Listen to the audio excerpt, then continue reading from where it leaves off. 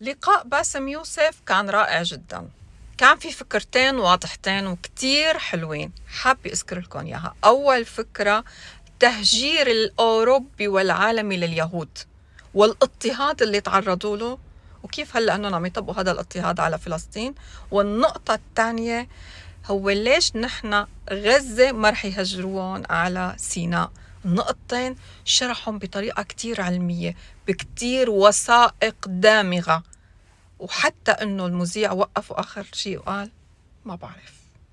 خلونا نشوف هاللقاء الرائع لأنه عن جد رائع بكل مقاييس الإعلام. This is a map of all of the history of the expulsion of the Jews in Europe. They've been like, I have never seen a minority being kicked around this much, right? And of course, this comes back to the whole idea about the original sin, that you have betrayed Jesus Christ. The blood of Jesus is on your hand. Then comes the 11th century. At that time, Jewish people were not allowed to own land. They were just peasants. Even some of the professions they were not even allowed to participate in. But they were allowed to do one thing, usury, money lending, because it was prohibited by the Catholic Church to engage into that. So what happens when you work in money? You get richer, right? And those Jews lived in ghettos. Now, ghettos was not just like isolated neighborhoods in cities. Sometimes ghettos were outside the cities. This is like how isolated they were. And in those ghettos, they have to pay gold to the mayor or the governor or the prince or the noble. So they would see, you're getting richer. I need more taxes. So they pay tax. What happens when you have a business and they increase your rent? You increase your service, increase the taxes. So what happened? The Christians started to default. And suddenly, the image of the greedy Jew was created. This was created because of their conditions. And it became worse in 1095, when Pope Urban II called for the first crusade to go and save the birth of Jesus from the unbelievers Muslim. And this crusade did not kill a single Muslim. You know how many people they killed? 2,000 Jews. Because it's like, wait, the non-believers are all over there. Why? So they went to it's called the Crusades of the Rhineland. So they went to the Jewish community because, hey, we own the money, so let's kill them better than paying them. And then came the plague. And then all of the things like, oh, they're killing babies, who would do that to a baby, And they accused them of poisoning the well. This was the kind of oppression that the Jewish people went through. Fast forward 19th century, there was like the Eastern Jew in Ukraine and Russia, and there was the Western Jews in Europe. Those people in the Eastern Jews had to immigrate because there were pogroms and they were kicked out. And at a certain point, the people in the West, especially in England, it's like, there are too many Jews. We need a solution. A solution for what? For the Jewish problem. So it's like we need to get rid of them. And you know what? Palestine was not even in the A list. Palestine was in the B list. Because England proposed 6,000 square miles in Uganda for the Jews, 1903. And the reason why Palestine was not on the list, that it was objected by a lot of rabbis that said, like, it's a promised land, but only when the Messiah comes. But there were other options, Argentina, South Africa, Uganda, Madagascar. And eventually they said, all right, let's do Palestine. So they went to Palestine in 1914. There was 700,000 people living in Palestine, 3% were Jewish. 1917, Balfour Declaration. Arthur Balfour, he called the Jewish people in England that they are alien and hostile race. And the thing is, the only Jewish member of the parliament, of the English parliament, Lord Montagu, he objects, like, these are British citizens, we should not kick them out. So they pushed them, but it was not going fast enough. Came the Nazis. And then it was not about the solution anymore. It was the end losing, the final solution by Hitler, because he needed an answer for the Jewish question, the Judifrage. And then, as you see, the Holocaust happened, the most orchestrated, industrialized, horrible genocide in our modern time. 6 million Jews died. So it accelerated, and they went. First of all, they left Eastern Europe, and they went to West Europe, and they went to America, and they were turned down, and they were pushed towards Palestine. So by 1948, right before the declaration of the State of Israel, there were 2 million people living there. Only 30% of them was Jews. So the whole idea of like a land without a people to a people without a land was a marketing thing. They were already Palestinians. So suddenly, from our perspective, the Jewish problem is not a Jewish problem, is not a Middle Eastern problem, is not an Arab problem, it is a European problem. It was pushed on us together with the guilt because now we are the anti-Semite. Now we are the Jewish hater. And not just that, they took land. And suddenly this was like a conflict, a hate, a problem that we didn't have to do anything with.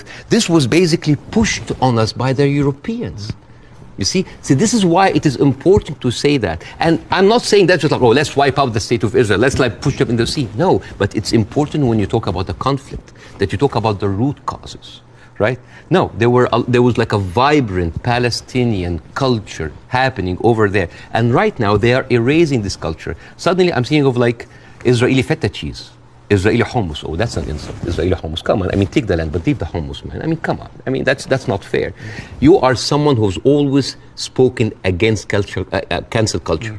Right now, a whole culture. Why aren't you taking in any Palestinians? Why is Egypt not taking Palestinians? Why does the Arab world want to constantly attack Israel without actually offering any place to go for the Palestinians? And what do you say to that? That is exactly what Israel wants. And that is exactly what actually starts Third World 3. This is the war solution. These are Palestinians. These are their land. And then suddenly take them. Why? So they've been basically kicked around from their homes. And now another country should take them? You see what will happen? Imagine this. And because Israeli official has been talking openly about it. It's like, why don't they just go in Sinai? Why they go? You know what would happen? Those people are going to be pushed in Sinai. And with any population, 2 million people, they are living in refugee camp. What do you think will happen? Unrest, chaos. And then after a few years, the Western media will come with their cameras like, oh, look at those Arabs. Oh, they're killing each other. Oh, Israel is good that they got rid of them. And then they will go to the West Bank. And suddenly those 3.5 million people push into Jordan. The whole idea, why does Jordan take them? Why does Egypt take them?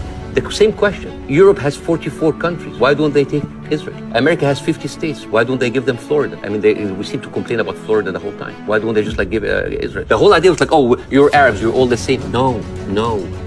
Israel morally corrupted the West like no other. I think the West will have a lot of time to recover because for years, the West has been telling us, oh, look, we're liberal. We're all about human rights. All are equal. Adopt our values. And then suddenly, but you don't want to even to cease. We don't want to even tell Israel to stop. Most independent studies of what happened have concluded that it was almost certainly a militant stroke terror group inside Gaza, and they fired a rocket which landed in the hospital car park. In other words, it wasn't an Israeli airstrike. So I have an issue with that because for 3 days before the attack, the priest and the patriarch of the hospital, because it's called the Baptist hospital, said that they have received multiple warning from Israel that they're going to hit the hospital. And then at the time of the hit of the hospital, one of the top aides of Netanyahu, he tweeted about like we hit the hospital, and then he deleted it, and then basically like Israel gaslighted the world. But that's why I said most independent. No, that's not true. New York Times actually like just published something to prove that it was shot from Israel. And the thing is, no, they didn't. Though. Okay, numbers. They didn't. Numbers. That's not true. Okay. The New York Times has not reported that it was Israel. No, they said they haven't. That's not true. Over 10 years, Hamas launched 35,000 rockets into Israel. And many failed. They killed 69 people.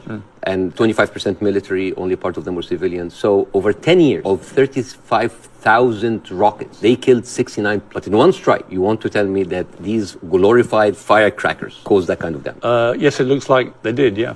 Okay. If you are Israel, what do you do to get rid of those people who have shown the world that's exactly what they will actually do if they get the chance? You know what I would do? I would give the Palestinians what they deserve. Terrorism is a virus. Yes. It's a virus. I agree.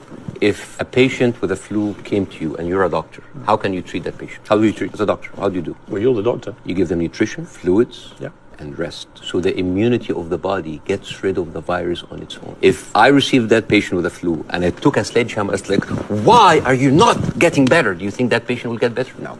You are weakening, you are making him worse. And I asked ChatGPT simple questions. Do Israelis deserve to be free? And you know what they tell me? Yes, Israelis deserve the right like any other people. And then I asked the same question, do Palestinians deserve to be free? And you know what they tell me? It is complex. It is a sensitive issue. Well, it's not complex. It's not sensitive. The Palestinian people should be free. Yeah, but even the machines have... Let me finish. And they should have exactly the same rights to freedom of expression and the way to lead their lives and to water and to power and to internet that Israelis have, we have here in America, we have back in my home country of the UK. لكن طرح المواضيع اللي بتخص القضية الفلسطينية بطريقة ذكية هي النقطة اللي كلياتنا بنحن والحجة الدامغة حتى توصل فكرة الشعب الفلسطيني. أكيد الشعبين لهم حق يعيشوا، بس في حق مكتسب وحق حقيقي بالأرض وبالسماء وبالتراب. محبتي.